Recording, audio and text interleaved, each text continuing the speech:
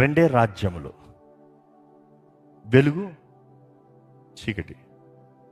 You can't be in centre.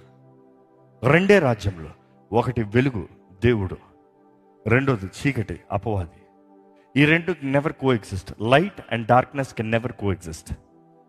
వెలుగు సంబంధం అంటావా, వెలుగుగా నిలబడు. చీకటి సంబంధం అంటావా, చీకటి పక్షాన. యూ కెన్ నెవర్ సే నేను చీకట్లో లేను, నేను వెలుగు సంబంధిని అని చెప్తూ వెలుగెళ్ళి చీకట్లో ఉండగలదా?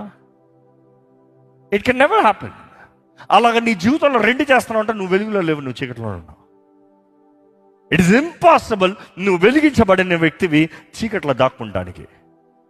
ఎందుకంటే వెలిగించబడిన వాడికి కాలుతా ఉంటాడు. Is got heat, is got illuminance. విశ్వాసివి దేవుని రాజ్య పక్షాన ఉన్న వ్యక్తివి అయితే నీలో మహిమ ఉంటుంది. దేవుడు మహిమతో నింపుతున్నాడు నిన్ను. నిజంగా వెలుగు ఉంటే నువ్వు అడుగు పెట్టిన ప్రతి స్థలంలో యూ షో ద లైట్. యేసు ప్రభు చెప్తున్నాడు, మీరు లోకానికి వెలుగై ఉన్నారు.